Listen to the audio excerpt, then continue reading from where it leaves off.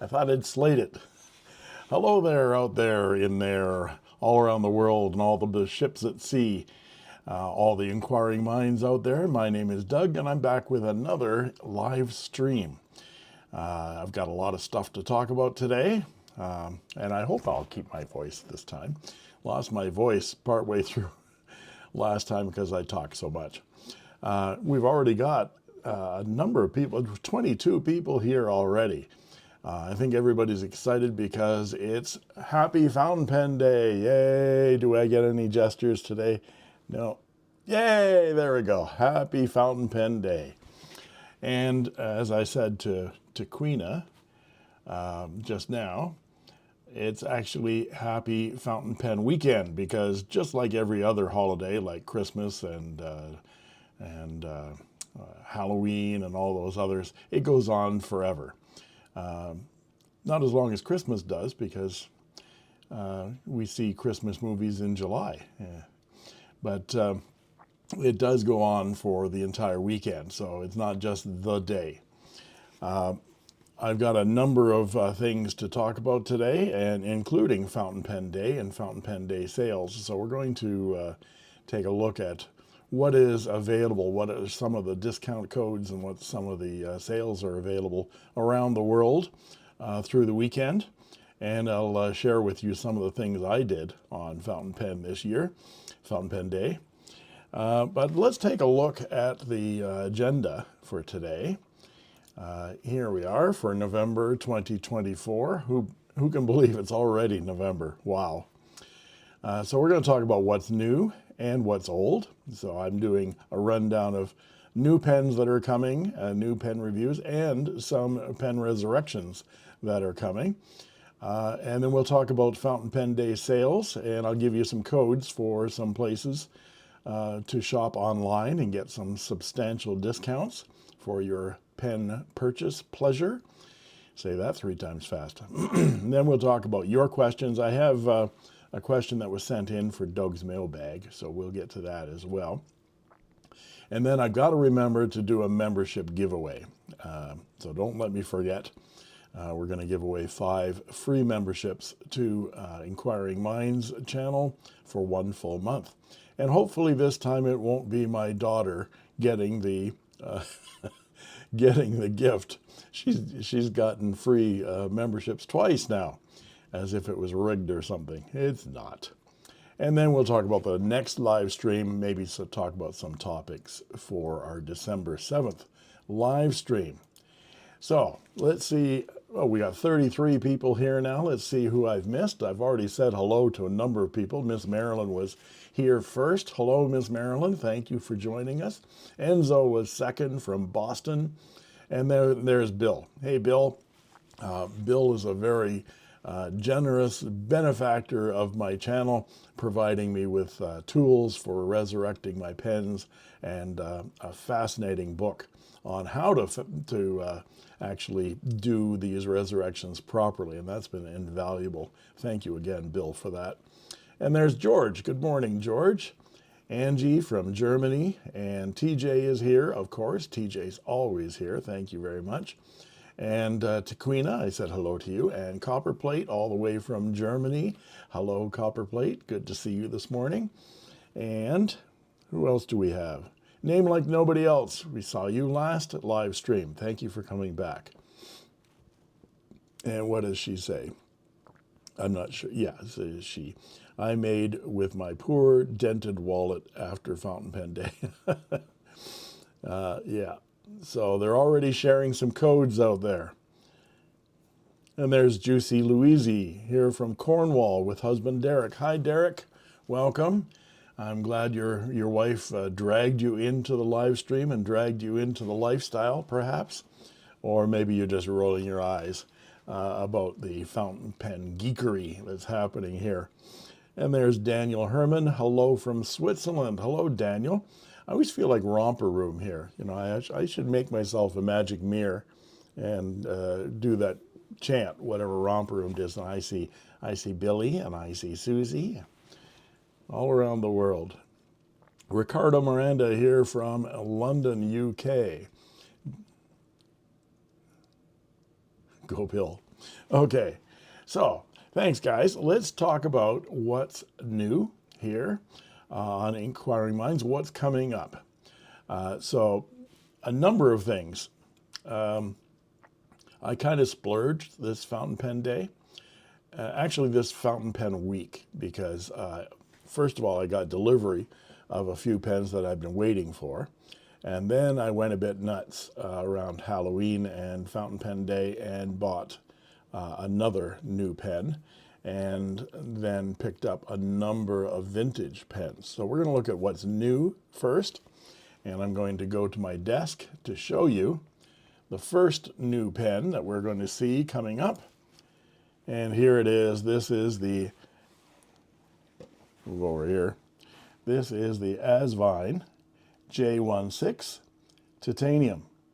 It is the size of a Mont Blanc 146, and it is fully clad in titanium. I'm not sure where the J came from, the J16, but it is a piston filler. Let's open it up here. And the surprising thing about this pen is it comes with a Yovo, or it's available with a Yovo number 6 size nib, steel nib. This one's in broad.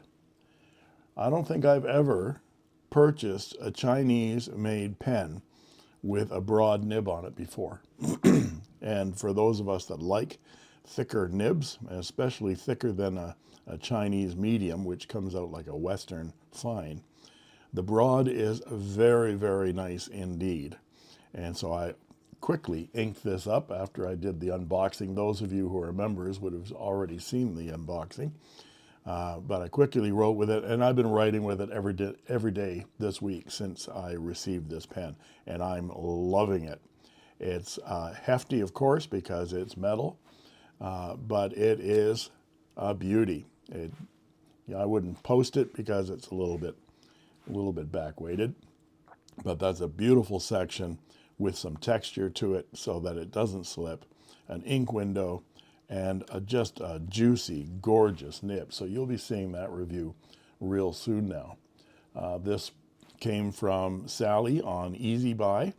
I reached out to her and said, do you have this new pen? She said yes, and she gave me a deal on it.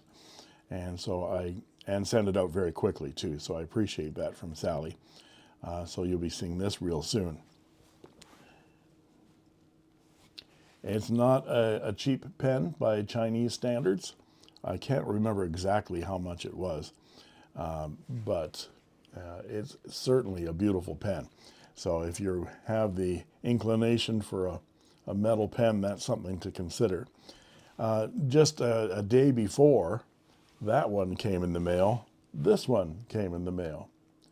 And this is the Majon V60. And this, yes, is a copy.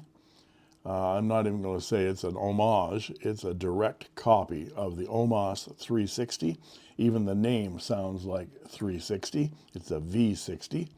It's a piston filler. It's triangularly shaped.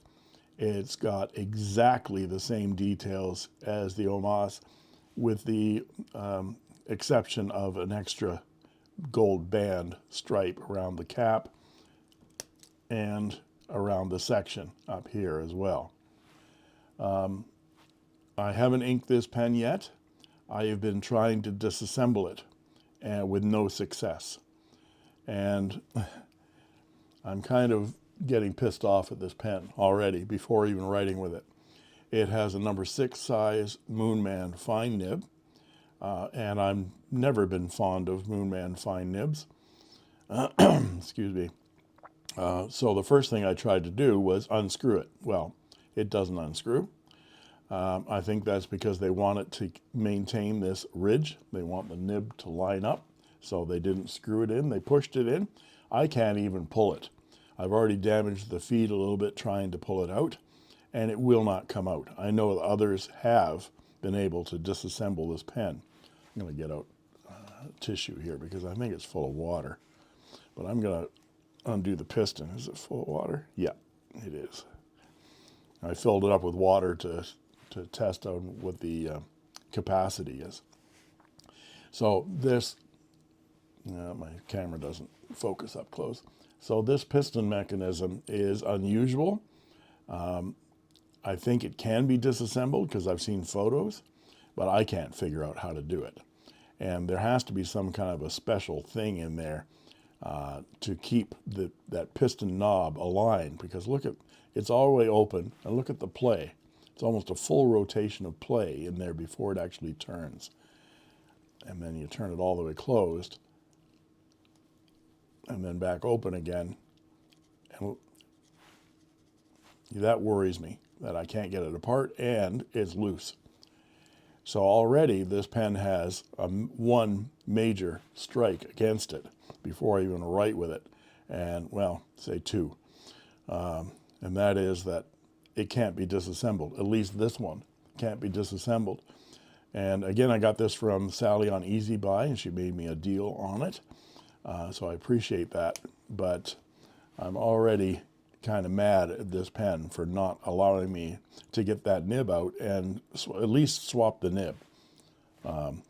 If I can get that nib and feed out of there, at least I can clean the pen out by injecting water into it with a syringe, to maintain my piston. But nope, won't come apart. So you can probably get the idea, the gist of how I feel about this pen before I even do the review.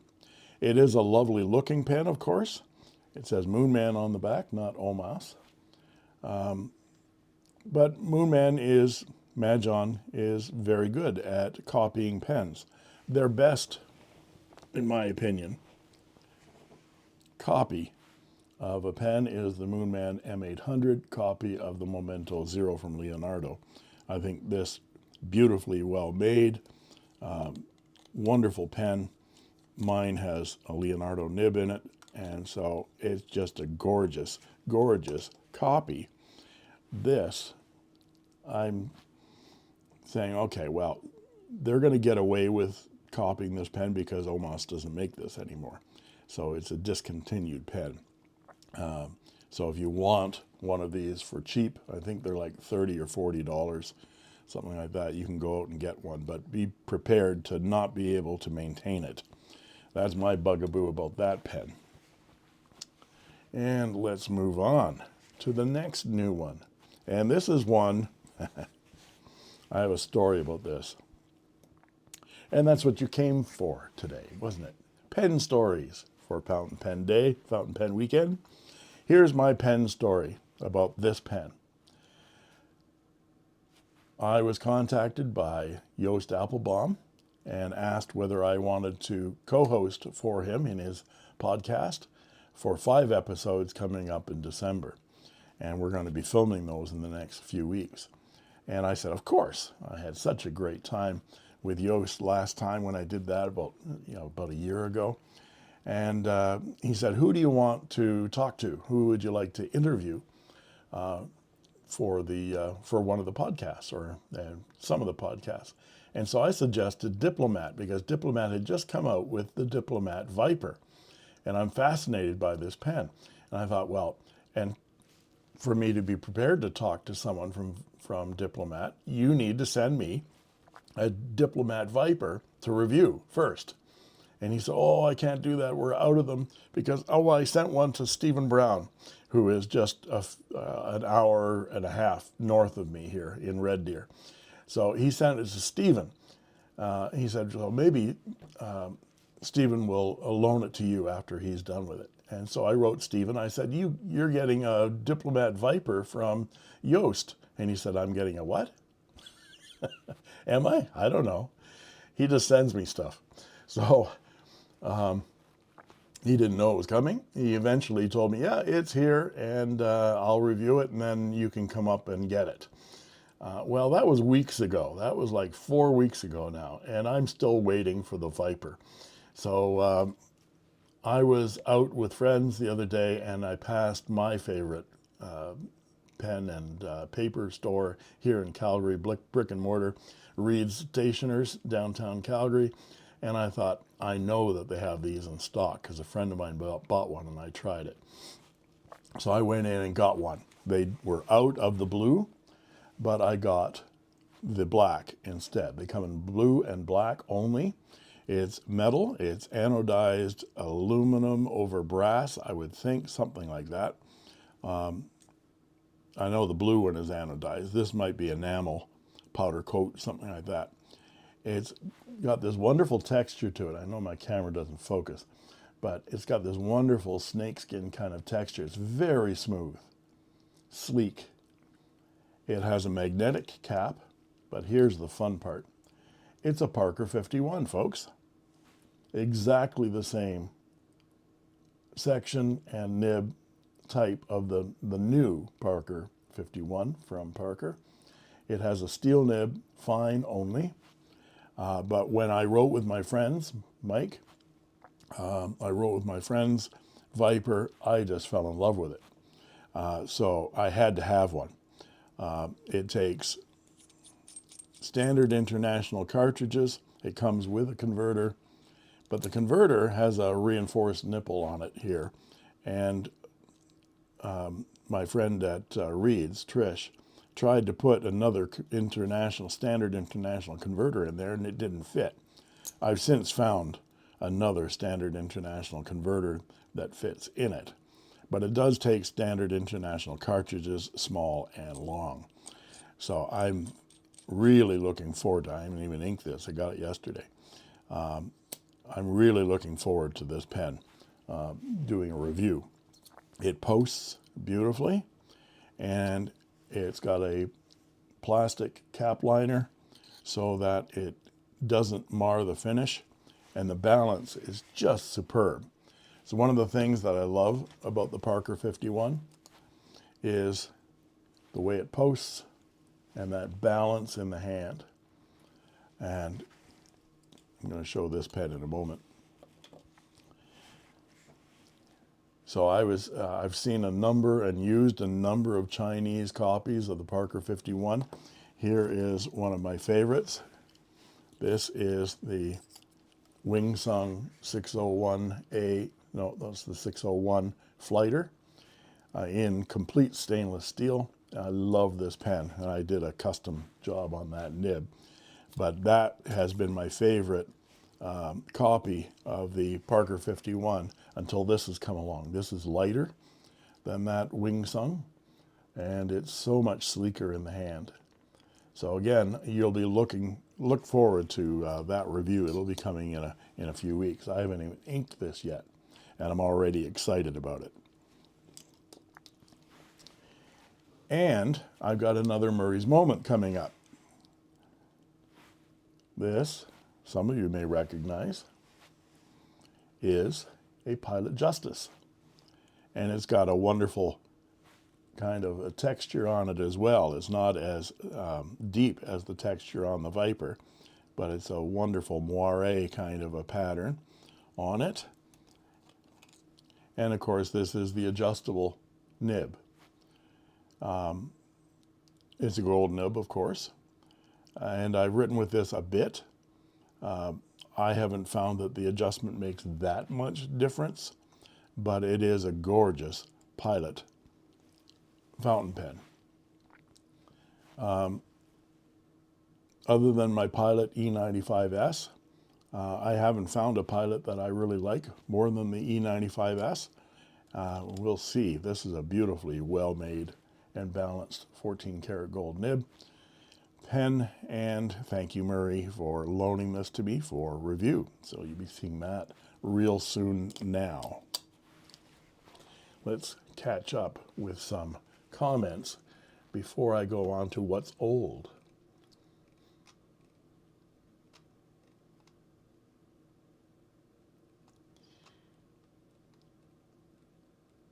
Bill says, all boats rise from the work Doug shows us. Thank you, Bill. That's very nice. Derek is busy opening pens from China, says Juicy Louise. So he's your package opener, so he does the unboxings for you. That's cool. Enzo says, nice hat, Doug. I just noticed what was written on it. Yeah, I can't remember what it says on it. Let me look at my face here. It says, that's what does it say?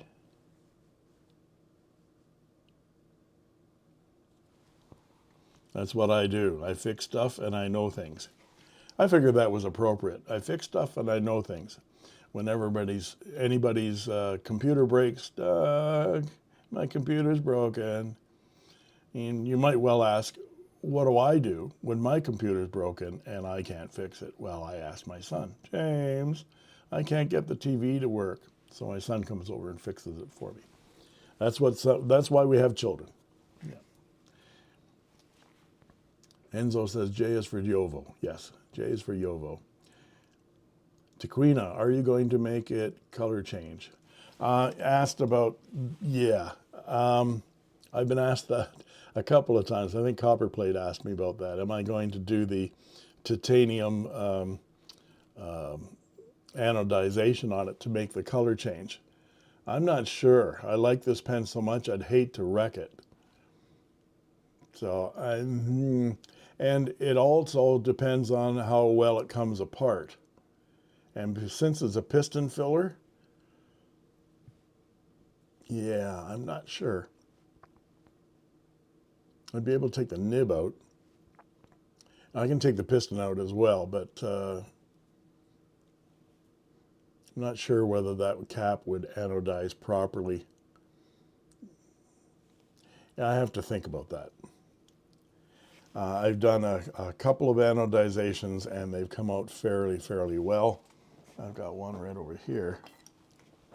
This one came out very nicely. This is the TI 200 from Moonman, and it came out, let's go back to my desk.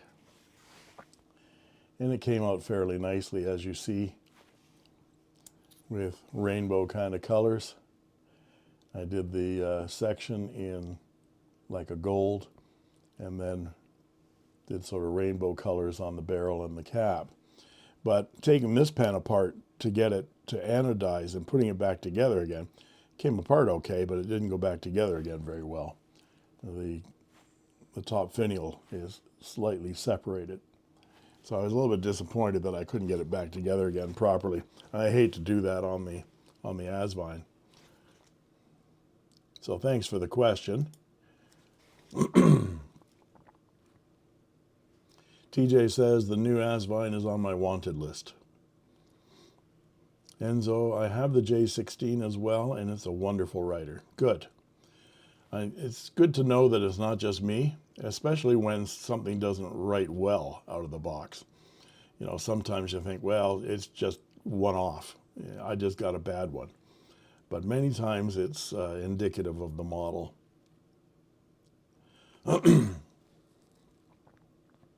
Bill says the nib needs a tool to remove it. I'm not sure. There's no marks. No, there's no. Sometimes if you need a tool to remove a nib, there's a couple of divots around it and you use a split wrench to unscrew it or whatever. But this is just friction fit in there, and I assume you're talking about this pen, and the nib collar unit is glued into the section. And I'm sure that's because they want it to line up. And I think they've pushed it in there friction fit really tight because they don't want you taking it apart. I know I've seen pictures of someone who's taken both the piston and the nib apart. So I know it's possible. I just don't want to break mine. I've already bent the fins on the feed. Enzo, Doodlebud was able to pull the nib, but he does mention to be very careful as the feed may deform or break. The piston doesn't disassemble. Yeah, I thought the piston didn't disassemble either. Thanks, Enzo, for the question. But I've seen something on Facebook, one of the Facebook groups, and someone had theirs all completely apart, piston and everything. Whether it needs a special tool or something, I kind of guess that maybe the piston needs a special tool. But I'm not even going to try anymore. I've soaked it a couple of days and I've tried numerous times, and I've bent the fins on the feed, and I just don't want to break it. So even before I reviewed it. So I'll review it first, and then, as I suspect I won't like the pen so much, maybe then after I've done the review, I'll try to disassemble it and see whether I can do it without breaking it. And if I break it, it's no big loss. We'll see. TJ says, it's interesting that Doodlebud quite liked the V60. Different strokes. Yeah, I saw his review just yesterday, I think, a few days after I'd already received the pen. And he was quite fond of it because he's quite fond of the OMOS, I think. But I was surprised that he didn't criticize it for not being disassemblable. And it's not that we need to take our pens apart all the time, but we need to have some kind of way of maintaining the pen. I think that should be built into every pen. You should be able to maintain it. What's the point? If you can't clean your pen, you say, okay, well, you can take a piston filler and screw it in and screw it out and screw it in and screw it. That's a hell of a lot of screwing for an old guy. I hate that with a piston, trying to clean out a piston just by pumping the piston up and down. It needs to come apart. I've got one piston filler fountain pen that doesn't come apart like that. It's my Leonardo Furore Grande in Smeraldo from Leonardo. This was given to me by Salvatore Matrone. And this was one of the first of the Furore Grandes. And so it's kind of like a prototype, and the piston doesn't remove, and the nib doesn't unscrew, but the nib pulls.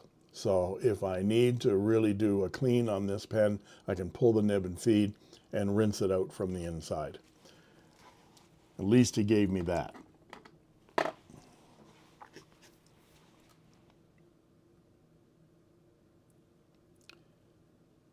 I was able to remove the nib unit using the nib removal tool. I can find the one I used if someone needs to know. I need to know. Inquiring Minds need to know. That's Bill. Send me an email and let me know what kind of nib removal tool you used on yours.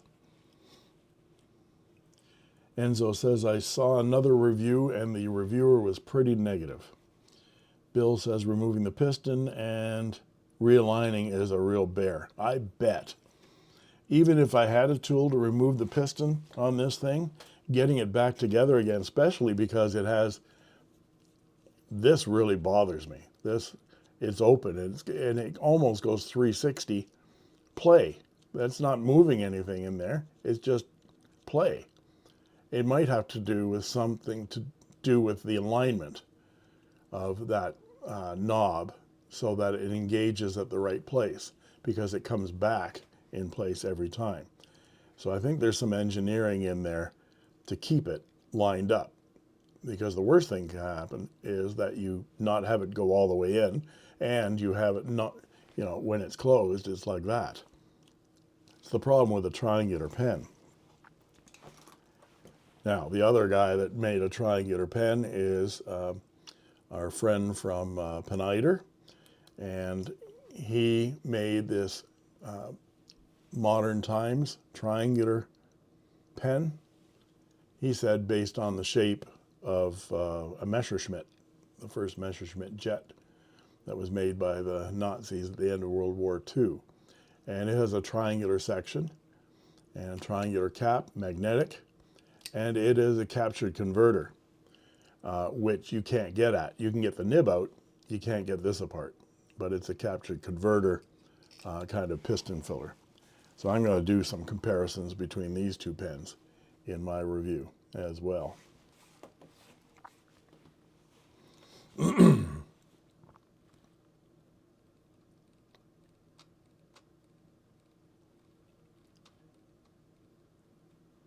Bill says I'd do it strictly out of curiosity.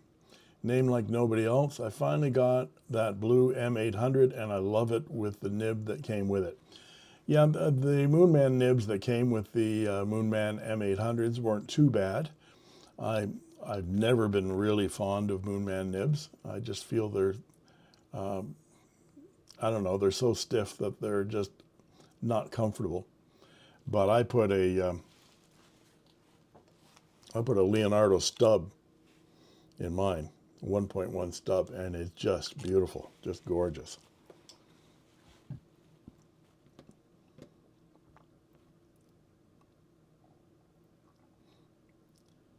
Daniel Herman says, I was not able to find the J16 on Etsy. Does anybody have a link to it on Sally's store?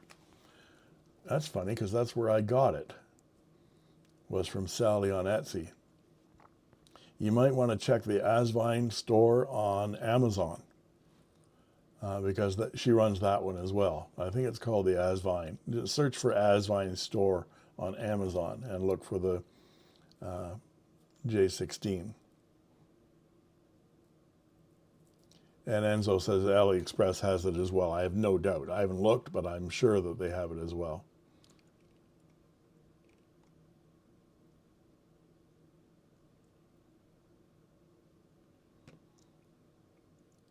Enzo posted a link. Okay, cool.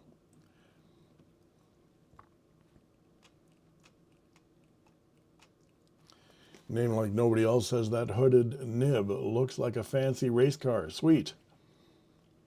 Enzo, you can use standard cartridges. Some probably not Chinese. So probably not Chinese. Yeah.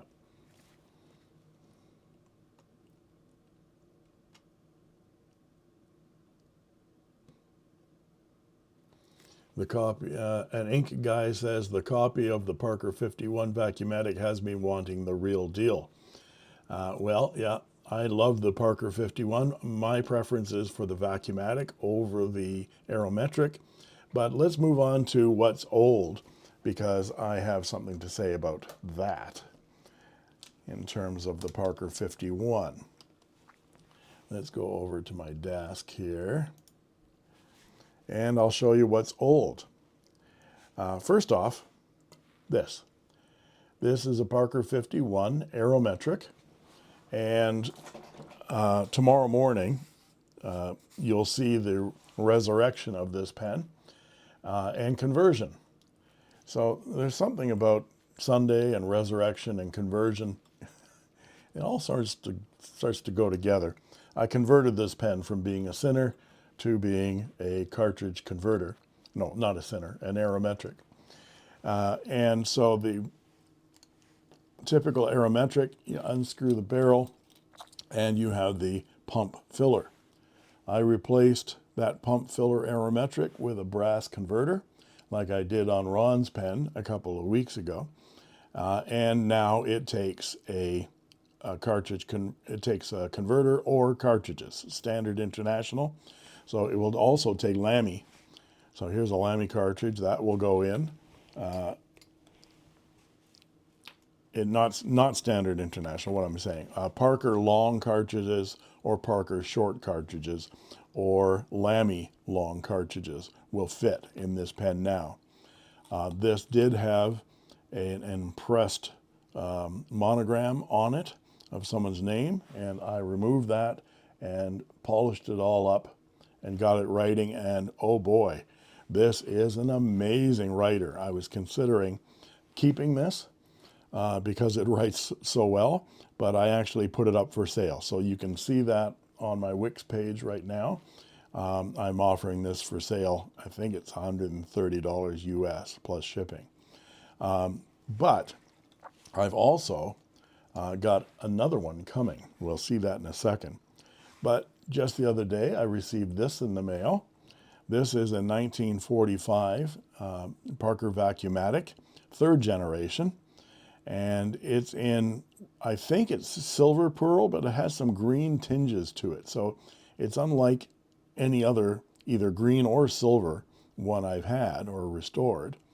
It's got the silver nickel-plated trim on it, so I'm guessing that this is probably silver. But it looks green. And it has, look at this nib.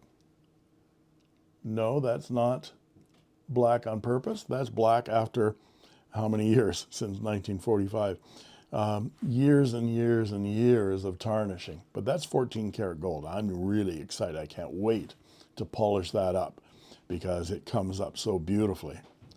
And it was also, there's no diaphragm in there at all, and it's got lots of wear on the body, but it's ripe for resurrection.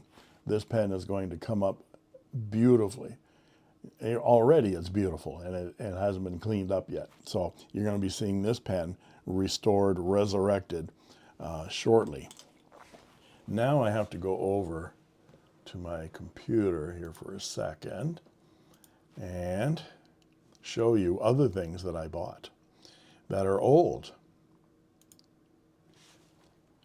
So Fountain Pen Day comes, and well, the day before Fountain Pen Day, which was this year, Halloween. So for a week, I've been watching an auction from an estate. I think they're in Texas. And there were like 25 vintage pens, all from the late 1920s through the middle to late 1940s. Parkers, Schaefer's, Wall. There was, what else was there? Watermans. There were a few really old ebonite Watermans. I narrowed my focus down, and all 25 of these pens came due. The auctions ended within like 5-10 minutes of each other. So it was impossible to bid on everything. So I focused on 3, and these 3 pens all ended within 5 minutes of each other. And I won all 3 auctions. And I was fighting against bots, because if those of you that know eBay know that there's software you can get that's called sniping. You just put in a bid, and it will, in the last second, up the bid to your maximum for you when you don't have to be at your computer. Well, I'm at my computer and I'm counting down the seconds.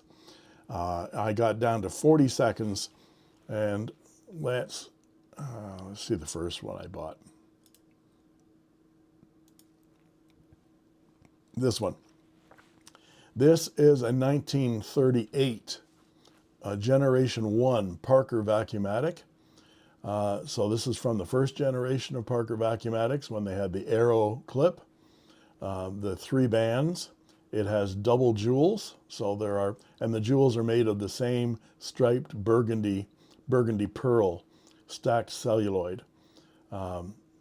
Later versions just had black jewels, a single on the top, and doesn't match. But this matches both ends. The blind cap is a short one because it's got the lockdown filler on it. And this one had a gorgeous nib on it. They were all in really, really good shape. So I won this one first. Then I won this one. This one, same thing, 1938, 1937. This one didn't have a date code that was visible on it, but it's in that range of 1936 through 1939, something like that. First generation. And I got this golden pearl. Again, matching top and bottom finials in the stacked celluloid. I resurrected a couple of these pens and sold them like last year. And they are some of the most beautiful, highly sought after pens from the Parker line. I just adore them. And here we have number 3. This was a 3rd generation, blue diamond clip, single black top finial, but this is in azure blue. I already have one of these, and this is my, well, I'll talk about that pen in a moment when I get to Doug's mailbag, because a question from a viewer is about this pen. So this is another of the azure blue Parker Vacuumatics 3rd generation that I won. So I won all 3 auctions within 5 minutes. I was kind of stoked. I'd never done that before, that quickly, 3 auctions in a row. So I had 3 windows open, and I was bidding, and won all 3. So I'm stoked about that, and I can't wait for them to come and do these resurrections, because they're going to be amazing, amazing pens. And then yesterday, just to add, so Halloween Day is when I bought the Diplomat Viper downtown. So I'm spending $100 there on the day before Fountain Pen Day. Then Halloween evening, I bought 3 relatively expensive vintage pens. And so now I have 4 new pens, new and old pens, on Fountain Pen Day. So I'm done. So it's Fountain Pen Day yesterday, and another auction came up, and guess what? Doug bought that one too. And here it is. This is a circa 1954 Parker 51 Aerometric. It's in kind of original shape. No one was bidding on this pen. It's got a chrome cap with lots of corrosion and scratching and stuff, and the barrel's nicely scratched up. Same thing with the hood. The aerometric filler kind of looks like junk. Even the guy that was doing the auction said it doesn't even press down. It seems crunchy. So for me, though, I'm going to replace that with one of these. So that aerometric is going to become another conversion. When I did the first conversion, I asked people online whether they'd be interested in purchasing a Parker 51 Aerometric that had been converted, permanently converted, to a cartridge converter pen, and a lot of people jumped all over it and said, yes, I'd be excited about that. So I've got one right here that's on sale right now. It's been converted, and it is a beautiful, beautiful writer, and I've got this other one now coming. So that was 1, 2, 3, 4, 5 new pens for me for Fountain Pen Day. And that exhausted my budget for a couple of months. So that's me going wild on Fountain Pen Day. Excuse me, PG tips time.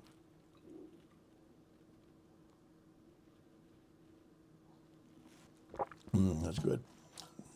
Okay, so Bill asked whether the bands were tight. I don't know. I had to even write them in advance on this estate auction and ask them for permission to bid, because I'm in Canada. And they said, yes, you can bid, but we will ship using the eBay shipping method, global shipping, and they can't combine shipping. So I bought 3 pens, and I paid $25 US shipping on each one of them. So that's $75 to ship, and they'll ship them in one box, to ship 3 pens. So even at that, once they're restored, I still think I got these pens for a song. I can still restore them and sell them for what they're worth, plus a little bit of extra for my time and materials. So I have no idea. They wouldn't answer any questions about the pens individually. They just said they were as is.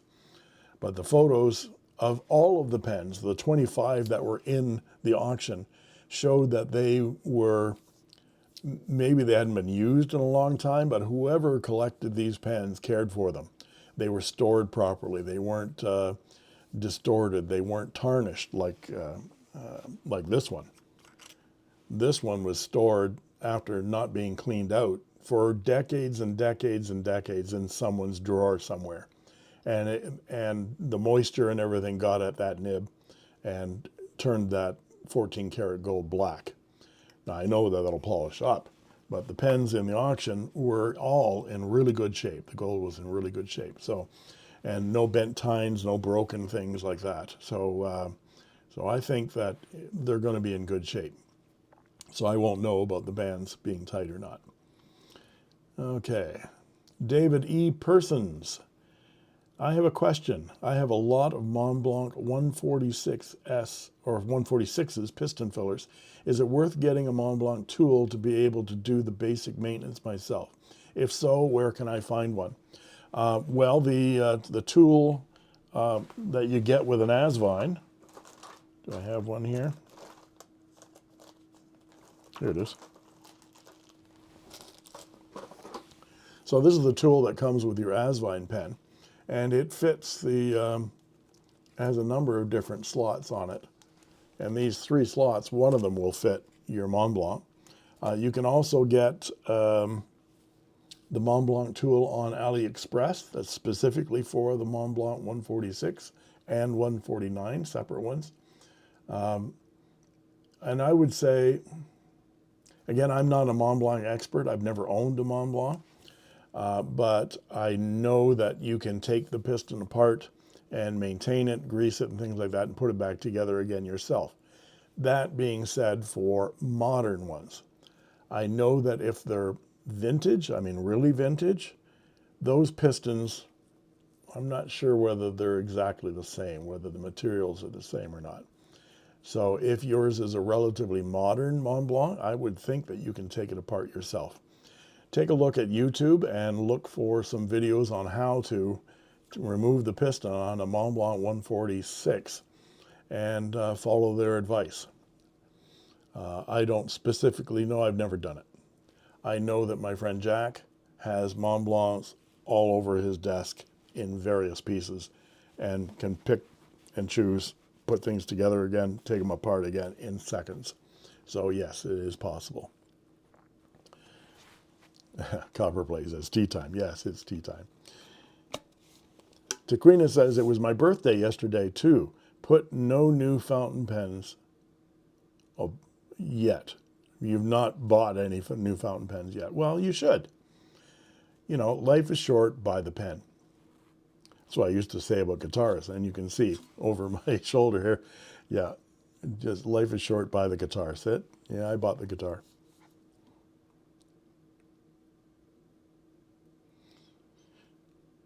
TJ says, I received my first Pilot Prera this morning, which is great. And the real treat of IFPD, International Fountain Pen Day, was that I finally got the sections off my Waterman. Well, good for you. How long did you have to soak them? That would be Waterman 503 and 512V to replace the sacks. Good for you. Patience is a virtue, especially with those old Bakelite black hard rubber ebonite pens. Ebonite doesn't like water, and so getting those apart is a bit of a test of your patience. So good for you. Enzo likes my motto, life is short, buy some pens. Wife doesn't think the same. I'm lucky that my wife loves to write. I mean, she's a writer. And she says there's nothing better in the world, except for her husband, of course, than a pad of clean paper and a fresh pen to write with. So I'm lucky that she appreciates the pens. David E. Pearson says, is that a 12-string a Martin or a Gibson? It's a Gibson. It's a Gibson limited edition Hummingbird 12-string. And I'm lucky to have it. It was a steal. It was built wrong. I'm going to say it was built incorrectly at the factory. And when it came to Long McQuaid, where I used to work over here,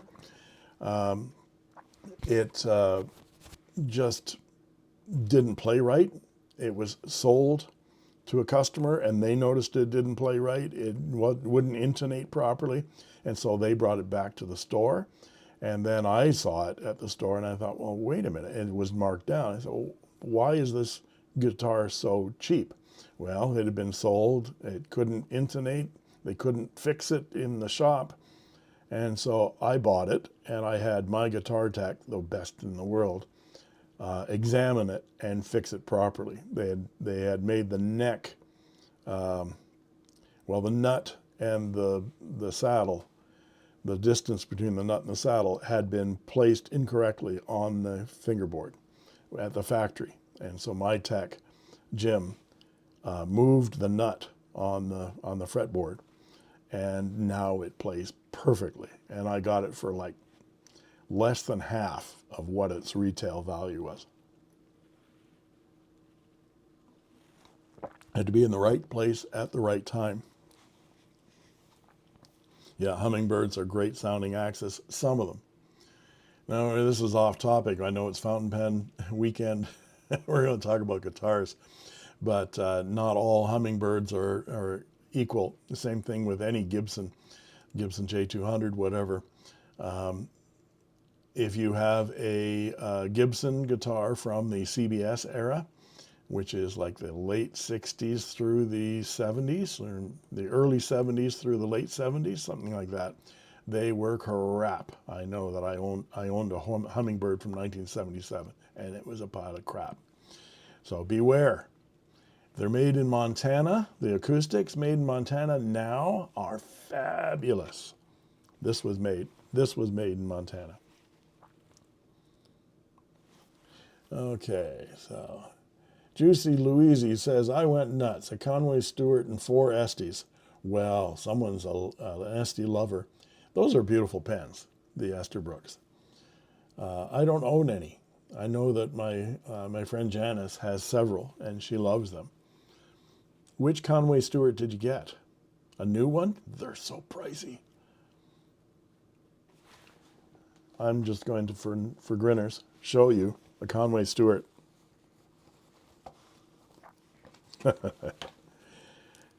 You guys get me going on all kinds of tangents.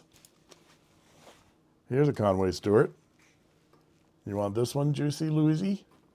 This is in Bakelite, black hard rubber, from 1920, 21, something like that. And it is a Conway Stewart Universe number 362, lever pen, made in England. 14 karat gold, flexible nib,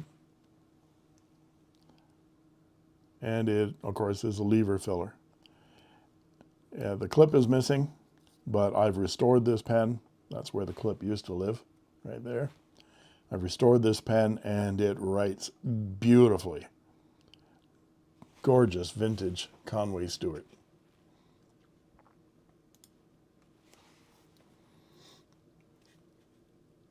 And Maths Wizard Official, can you please review M1000? Okay, so you must be a bot. So everybody take a look at Maths Wizard Official. This is the second live stream where Maths Wizard Official has asked the same question numerous times during the hour and a half, and I've answered it over and over again, and they keep asking the question. So my feeling is that you're some kind of a bot or you're some kind of spam. So if you answer something different than what a bot would answer, Maths Wizard Official, then I won't drop you from the feed. You have 50 seconds. Quick, quick, quick, tick-tock, tick-tock, time's ticking. Someone's going to get bopped on the head. Russell Bickford, looking to get a sonic cleaner, but not sure which to get. Mine is a Magnasonic, ultrasonic cleaner, like $30 on Amazon, something like that. And it's just got an on and off button, no timer or anything like that, fairly cheap. So go to Amazon and look for Magnasonic ultrasonic cleaner, Russell. TJ says, yes, I need a lot of patience. It's taken me a few weeks of soaking, heating, pulling, and praying. Yeah, you don't soak them too long, though, if they're black hard rubber. But yeah, I know what you mean. What I do with ones that are stubborn is I will heat it and keep pressing it to your lips so that if you burn your lips, you're getting it too hot. If you start smelling burning rubber, you're getting it too hot. So heat it up and then drop it in some cool water for a second. Dry it off, heat it up, drop it in some cool water. Don't let it sit in the water. But you were successful, obviously, so you got it apart. Good for you. David E. Persons says, nice, the hummingbirds are great sounding axes. And Miss Marilyn Darling, answering Miss Marilyn Darling, and I got it just in time for Fountain Pen Day, so I'm pretending it's new, which is pretty much is after the repair. Yeah, was a steal. 52nd Street, awesome story. What styles of music do you most enjoy playing? I'm mostly an acoustic guitar player, have been for plus 15 years. And my musical styles are things like Jimmy Croce, James Taylor, any of the acoustic stuff from the Beatles, Cat Stevens, but mostly Gordon Lightfoot stuff as well. Fingerstyle acoustic guitar.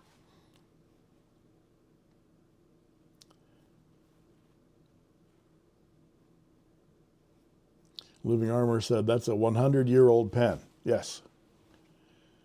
At least 100 years old. I'm not sure. It's early 20s. I can't exactly date it because they didn't put date codes on these.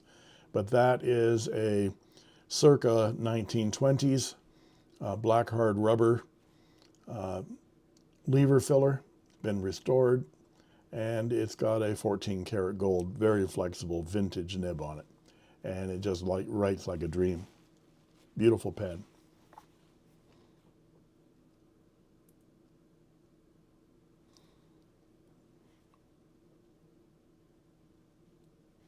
I'm reading. Sarah Ellman says, I've fallen in love with Leonardo's and find myself always looking for new pens they have come. Oh, I should get to that. Thank you, Sarah, for reminding me. Let me finish your question. Looking for pens they've come out with. My favorite is my Furore Grande in Smeraldo. Yeah, that's a beautiful, beautiful pen. I write with it all the time. I have to get back to my agenda here because we're going to talk about Fountain Pen Day sales here. So Fountain Pen Day sales, what are they? I got on so many tangents here. Talking about pens and guitars, that's what happens. Here's a list that I've got of some Fountain Pen Day sales that you can go to. Blesket, B-L-E-S-K-E-T, Blesket, Canada. 20% off all fountain pens on their website for the entire weekend.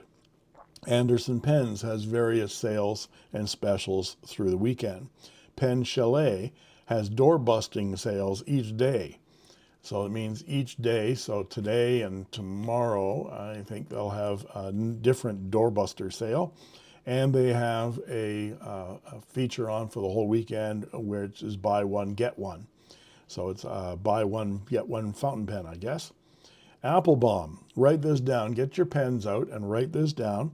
The code for Applebaum's 20% off everything on their website is FPD24. Fountain Pen Day 24, FPD24. Put that in when you check out and you get 20% off. If you miss Fountain Pen Day, use the code FRIEND, F-R-I, is it E-I? Yes, F-R-E-I-N-D, friend. And you'll get 10% off regularly throughout the year, anytime. If you buy something from Applebaum and then you just review it, doesn't matter, just say hi, 4 stars, 3 stars, I like the pen, and click send, and they will send you another code that you can use once, and you get 15% off. So I did that for a while with a lot of my purchases from Leonardo. I'll buy a pen, review it, I get a code, I buy another pen, get another code after posting a review. Again, you don't have to do a full review, just say I like the pen, and you'll get a 15% off code. But use that 20%. That's the highest percentage off you'll get at Applebaum's site all year. Goulet Pens in the States has various sales throughout the weekend. Specific stuff not across the board. Pen Boutique has various sales across the weekend as well. Leonardo, so this is what tweaked me, Sarah. Leonardo on their website, which is leonardopen.com, everything on their website, everything is 10% off for the weekend. You don't see that at Leonardo Pens. And they have a lot of Leonardos that you can't get anywhere else. So you can go to get 20% off a Leonardo at Applebaum today, but they have a limited number of colors. It's all the standard stuff. So you can get all the very interesting off-model stuff and limited collections stuff from Leonardo's website for 10% off using the code Leonardo24. That's all one word, Leonardo24. Cult Pens, that's the British UK website. I've done business with them a few times, never had any difficulty. There's 10% off everything across the site for the entire weekend, and over certain amounts, I can't remember what it is, you get free shipping. And that their code is FPD 2024. FPD, Fountain Pen Day 2024 for Cult Pens. And that's, I think it's cultpens.com, but search for it, you'll find it. Those are the things that I've seen. I know that people are listing some of their codes right now, maybe some that I haven't seen. Let's see. Andrew Wertheimer says, an advertiser-based bot, are they common? Yeah. A lot of spam gets thrown at content creators like me, and I'm bopping people on the head all the time for posting stuff on my YouTube videos. I've never had this kind of spam in a live stream before. So I'll have to see whether oh, no, Math Wizard Official, I'm not spam. Oh, okay. So maybe it was a glitch, because last time you asked the same question 4 or 5 times during the live stream and I answered it over and over again. You kept asking it. So maybe you're missing it in the stream. Maths Wizard Official, I apologize if you're a real person, but you've been asking about an M1000 review. You can see my review of the M1000 by searching my channel. I did a review of Murray's M1000. It is a completely different animal than my favorite Pelican, which is the M800. It's a big pen. It's not too big for me, but the M800 is more my size, and I've got medium-sized hands. So if you've got larger hands, the M1000 is probably the nice shape for you, but the nib on the M1000 is completely different than the number 6 size nib on the M800. It's an 8 size nib on the M1000, and it's very flexible. They're very bendy. So if you like that, that's great. They're also really juicy and really thick. So if you want a finer line, you're going to have to get an extra fine. If you want a medium line, get a fine. If you want a broad line, get a medium. And if you want a really thick pen from Pelican, get the broad. They even have double broads and obliques and things like that. They're pricey. The M1000 is a Grail pen for many people. It was a Grail pen for me for a long time until I tried Murray's, and I thought, no, that's just a different feel of that nib. I couldn't get used to it. Too flexible and too big, and the pen was slightly too big. So my Grail pen I have received is my Pelican M800. This is the finest pen in my collection. Here's a really nice, another nice Pelican. This is the Gualco Combo M600 I borrowed from Murray. You'll get that back soon there, Murray. Just real soon. Don't worry, you'll get it back.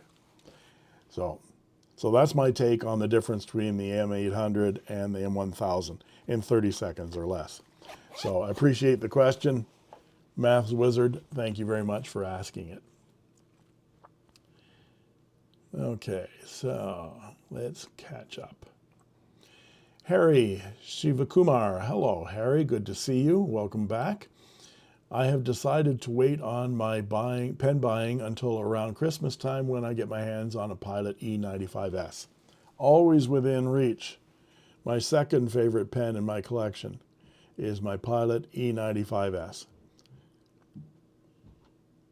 So yes, you can't go wrong with that. I got mine for Christmas 3 years ago from my wife, and it has never been without ink.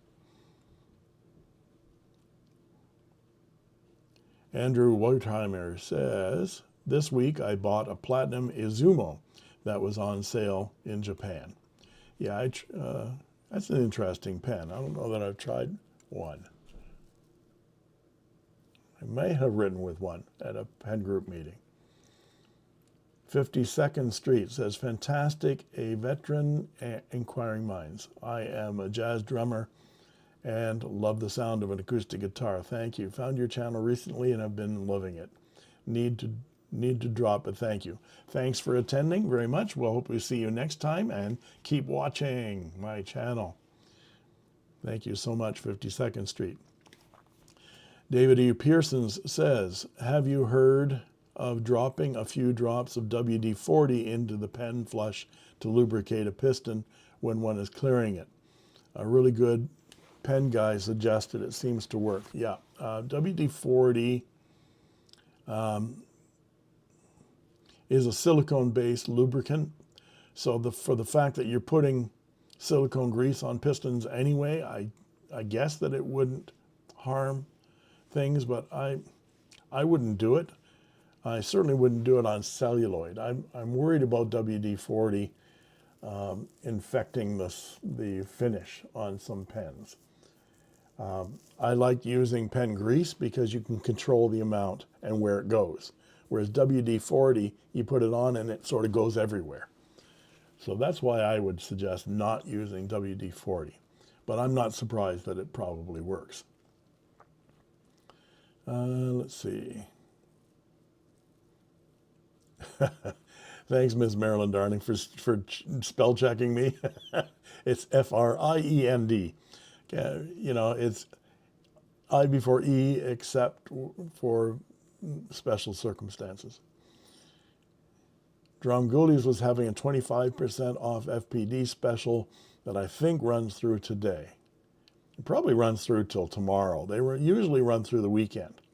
So yeah, I think I saw an email from Dromgoulies. Pen Chalet, Russell says Pen Chalet is giving away a different item each day with orders. Yes. It's like that door crashing sale. They're giving away stuff. Jean Larocque. Hello, Jean. Loving my Pilot 743 FA and my Asvine V200. Cheers. Yeah, the V200 is a really, really nice pen. Very popular. Russell, Thursday I bought and got a free bottle of pen wash. Today, order got a free 10 ml bottle of FWP ink. Good. You can make your own pen wash, guys. Your own pen flush. It's just get yourself a bottle of, when you go to the grocery store, get yourself a bottle of distilled water and a little bottle of ammonia, just pure ammonia, and get your ultrasonic cleaner, pour it 9/10 of the way up with distilled water, then pour in the remainder of the way, the 1/10 of ammonia, and you've got pen flush. And it's a lot cheaper. Shaq MD, hello, doctor. He says, hello, professor. Hello, doctor. How are you? Enzo Siccia says, Carolina Pen Company has 15% off until November 8th. That's Jonathan Brooks, isn't it? The Carolina Pens Company? I think that's him. 15% off until November 8th, all the way to the 8th. That's wonderful. Endless Pens has 25% off. Thank you, Russell. Enzo, Hinze Pens, Hinze Pens, has 15% off until today. David Navarrete, anyone who uses the Applebaum code gets to put into a raffle for a Pine Lamy 2000. Is that supposed to say fine, David? Juicy Louise says, I smell luncheon meat. I still smell luncheon meat.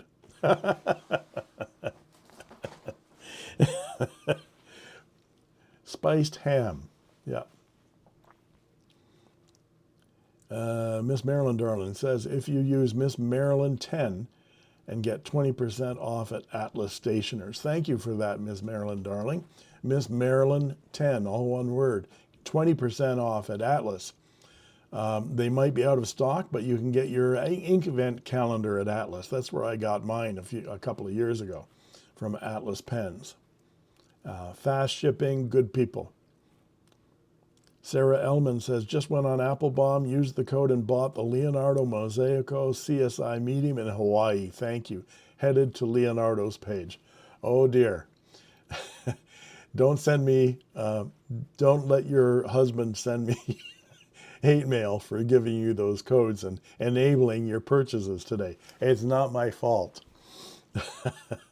Good for you. Yeah. Go out and strike while the iron is hot. You won't get better than that, 20% off, I don't think, anywhere. Angie Stone says, Stilo A Steel in Italy offers a discount of 10%, and the code is FPD 2024.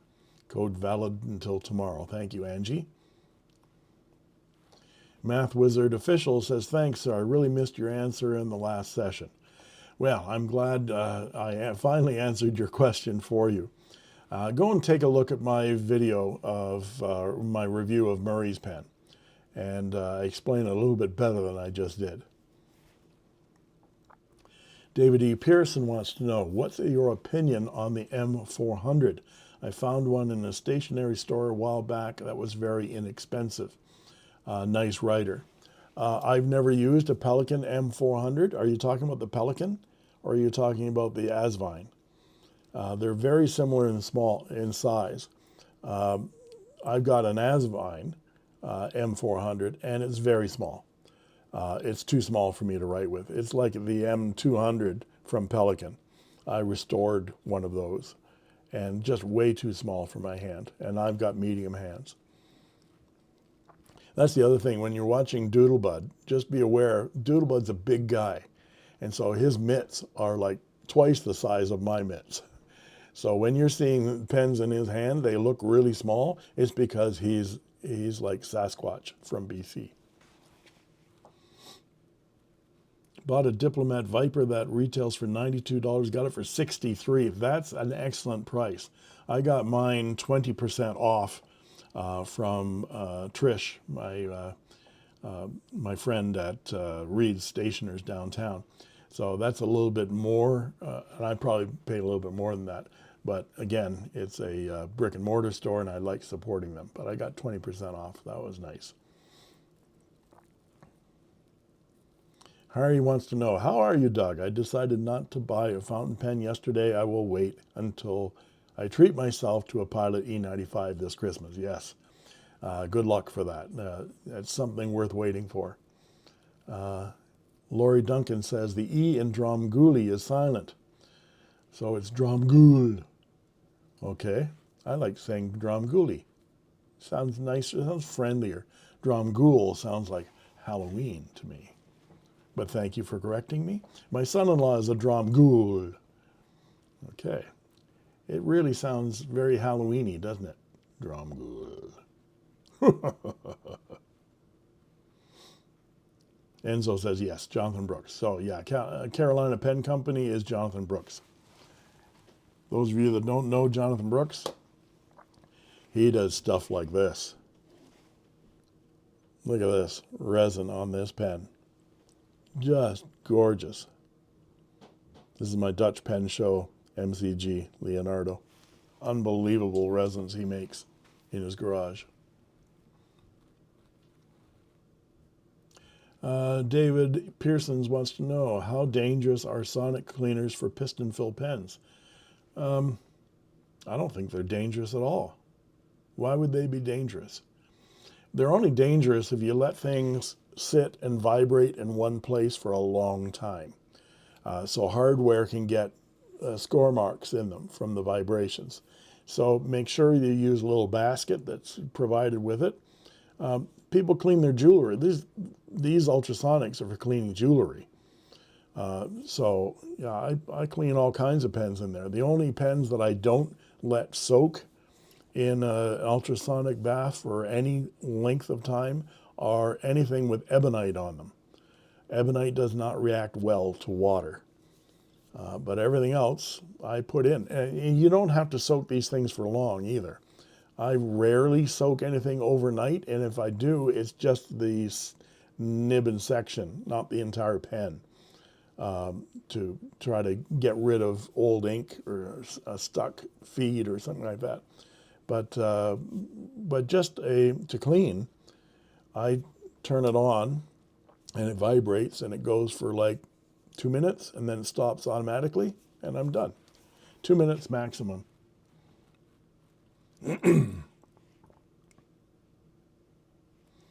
Marilyn Darling says, if you have a metal on metal piston, you can go to any hardware store and ask for titanium grease. I think you mean lithium grease, Marilyn, not titanium grease, lithium. Yeah, that's a good metal on metal grease, lithium. Lamy 200 Pine is the new special edition from Lamy. Oh, okay, that's Lamy 2000. Not fond of Lamy 2000s myself. Wendy Sue, Fountain Pen News, says, hi, Douglas and all. Hello, Wendy. Thanks for joining us. Enzo loves Atlas stationers. Wendy Sue, you can also use mine at Atlas if you want. Wendy Sue, all one word. Wendy Sue 10, all one word.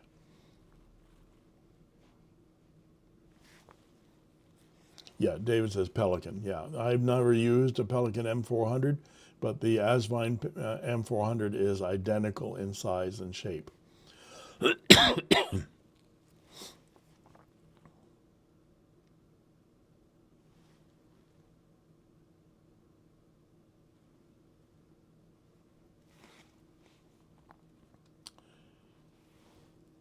Allie Rose C says, I got a bunch of narwhal pens from Pen Chalet, and they're already out for delivery, so nice. Yeah, Narwhal's got some really nice pens. Their latest retractable, not so much, but interesting. I love all of my Narwhals.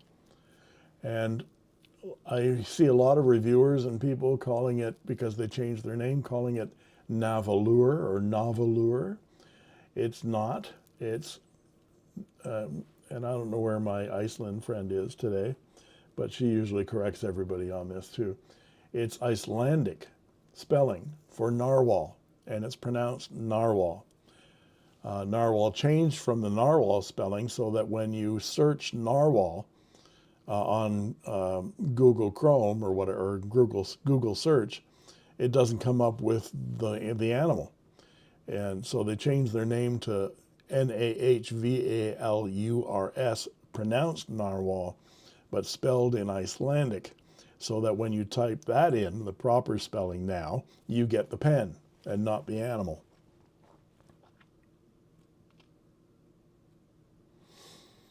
Russell has a custom pen with Brooks Cool Tones blank made by Upon a Whim Woodworking, arrived Monday. Nice. Ben Schwartz just found a lovely vintage Parker 45. The nib is huge though. Any thoughts on grinding it down from a broad to more of a MF italic? It's a gold one.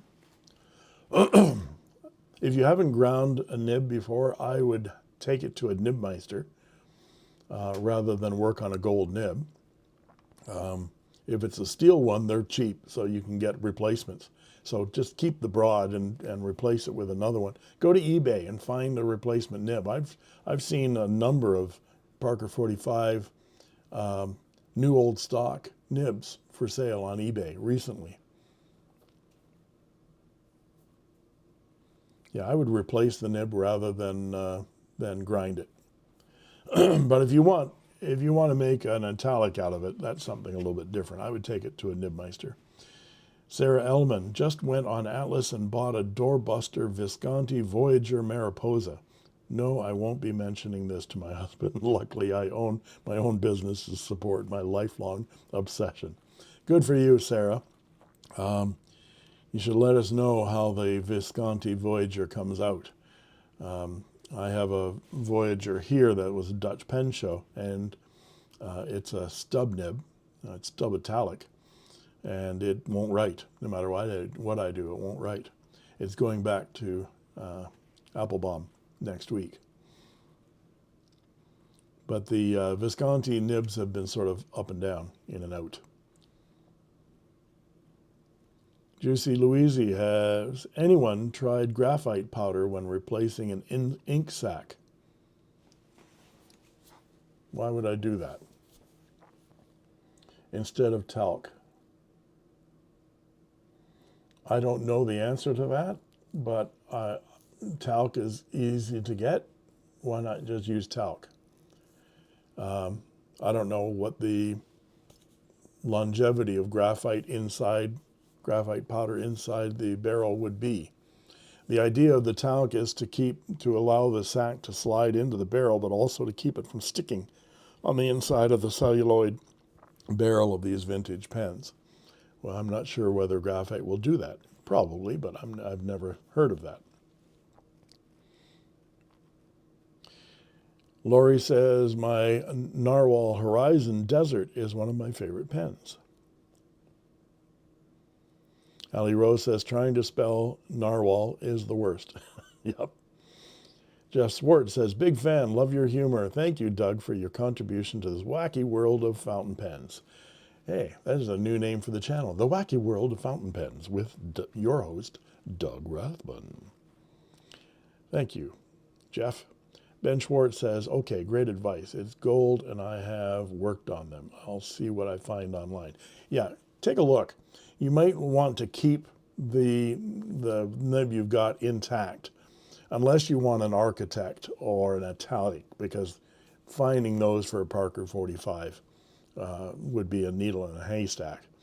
They made a lot of nibs, but mostly they made extra fine, fine, medium, broad, and double broad for the Parker 45. But they made millions and millions of them, and there are a lot of new old stock kind of nibs for sale on eBay. Lori Duncan says, I have enough fountain pens, said no collector ever.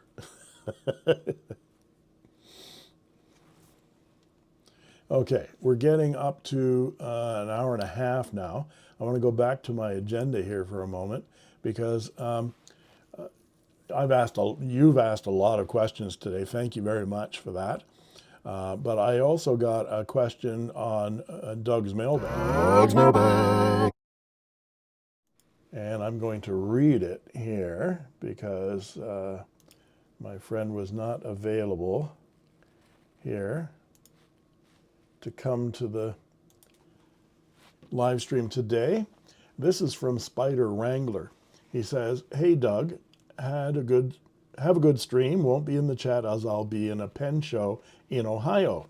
Good for you. Hello folks in Ohio. You have a pen show today apparently. Is there a pen that has been your Grail restoration, one that you've been wanting to do but haven't had the opportunity to do? Well, the Grail pen for me for restoration is the Parker Vacuumatic. I have done many of them now and I'm getting good at it. But there are probably two Parker Vacuumatics that are rare. And probably, even if they're not restored, out of my price range. We'll see, but it's kind of like I keep watching for them. And that's the Parker Golden Arrow, which was the prototype of the Parker Vacuumatic back in the mid-30s. When they came out with the Vacuumatic system and they came out with this new pen, they wanted to call it something. They had the new arrow clip, and so they called it the Parker Golden Arrow. And getting one of those, finding one of those, restored or not, is like a needle in a haystack. And when you do find them, they're incredibly expensive. So I'm talking close to $1,000 for one of those pens. So they're rare.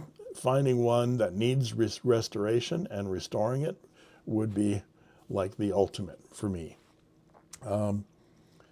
There's also one called the Golden Web that was made, they only made a few of them, and they're really rare as well. So finding one of those and restoring it would be a Grail restoration for me.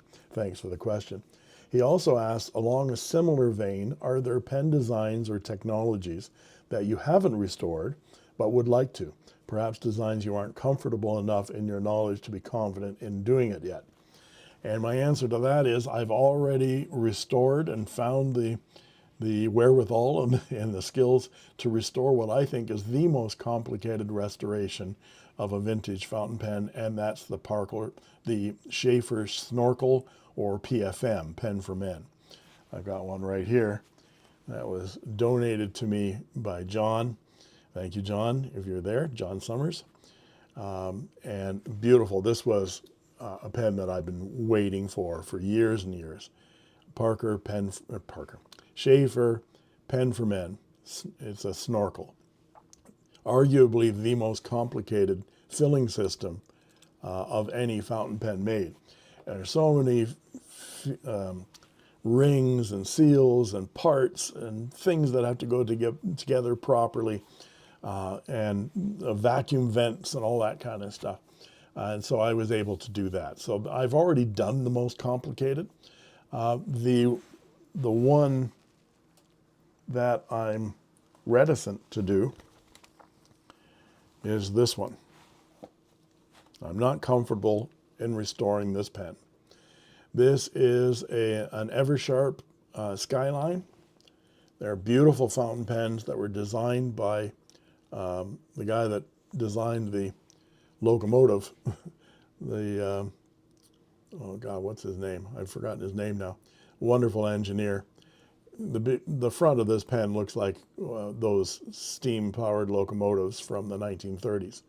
And he designed that. He also designed the Hoover vacuum cleaner and a bunch of telephones and all kinds of really cool stuff. But this pen from Eversharp, they were made with such brittle celluloid and such funky clip mechanisms and lever fillers, and everything about this pen spells disaster. I tried to restore this one and it fell apart in my hands. This is just crazy glued together right now. It doesn't work. It's just for demonstration purposes. So finding one of these and restoring it is like maybe you pay $50, $60 or $70 for an unrestored one of these. Then you get it in your hands and it just goes and falls apart because it's so brittle and old. So that's the challenge for me. I'm not confident enough to restore the Skyline. So I've just shied away from even buying another one. So that's my answer to your question. Thank you, Spider Wrangler, for that. And we need to do something else on our agenda, and that is the membership giveaway. So let's see how many people we have here on the channel so far. I get back into my web browser here and see. We have 70 people here today. Hello, all you good folks. And let's see whether Doug can do it properly. And I'm hoping that my daughter or my son are not watching, or any of my family members are not watching. So you won't get a free membership today. Hari is ready for the 1 month free membership. Let's see if I can do it. Show your support. Engage with your audience. Show your support. Super chat. Membership. I have to, membership gifting. There we are. Membership gifting. Gift 5 now. Are we ready? Drum roll, please. And go. It's thinking, thinking, thinking.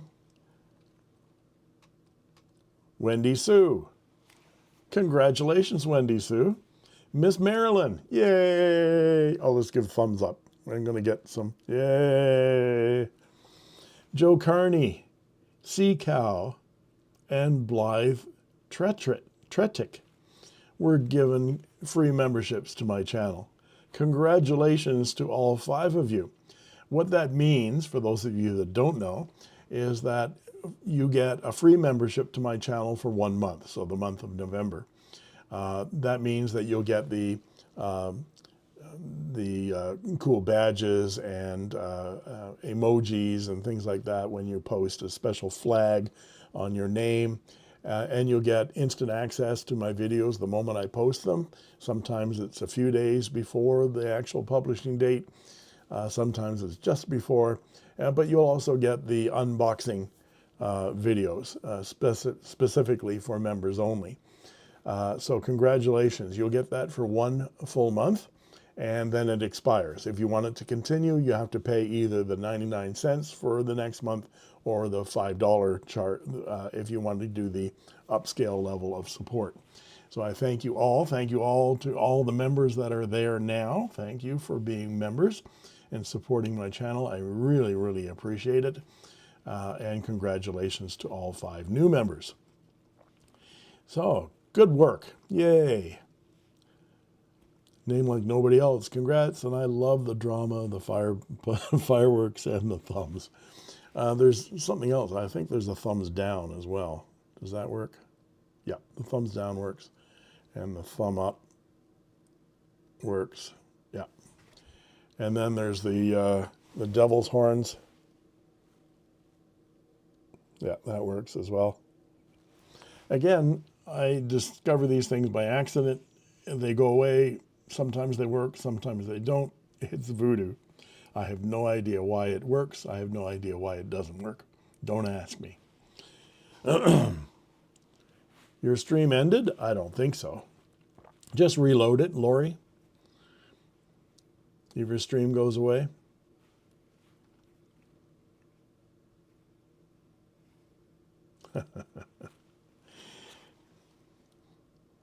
And let's go back to our agenda and let's look at the calendar.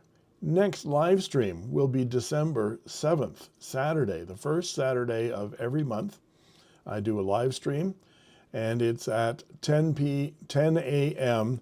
Pacific time. I don't know whether it's daylight or savings. I don't care. It's just whatever time is it in Los Angeles. If it's 10 a.m. Saturday morning in Los Angeles, California, then it is live stream day here at Inkquiring Minds. And let me know in the comments. I'll leave this stream going for a while so you can say goodbye to each other and so forth. But let me know in the comments what topics you think we should talk about next month. Again, that will be December 7th. So we're coming up on the lucrative gift giving season. So I think one of the topics we should talk about is what do you want for the holidays? I've got to be politically correct and not say Christmas, but what do you want for Christmas? What do you want Santa to come down the proverbial chimney with this year? What kind of a pen do you want in his Santa sack? I know that I've splurged on this fountain pen day weekend and getting 5 new and old pens. So I don't think I'm going to be asking Santa for anything pen related this Christmas. I know that I've already spent my budget on pens for the lucrative gift giving season. So I'm going to refrain, but it'd be interested to see. I know that, who was it? I can't remember, I'm sorry, was going to wait until Christmas to get the Pilot E95S. Also, it's not just pens. What do you think is a good gift for a pen lover, for a fountain pen lover? There are all kinds of accessories and things that pen lovers like: pen rests and inks and papers and pen cases and carry cases and pen rolls, all kinds of things. What are your favorite accessories that you think would be great stocking stuffers for this Christmas season? You talked about being politically correct, and I keep saying Christmas. Well, what the hell? Happy Hanukkah, Happy Kwanzaa, all of those things that people celebrate. Happy, what's the Flying Spaghetti Monster Day? Whatever you're interested in, we're interested in fountain pens here at the Inkquiring Minds. So let me know. If you have an idea and you want to send it to me when we're not on the live stream, send me an email at that's inkquiringminds@gmail.com. And I'll be glad to add your topic to our discussions coming up in December. I want to thank everybody for joining me yet again. We had lots of people here today. and it was a wonderful discussion. Thank you for all your terrific questions. And I'm going to say goodbye for now. So it's goodbye from me and goodbye from him right there. Have a great day. See you next month in the live stream. Keep watching my channel. Thank you so much. Bye-bye.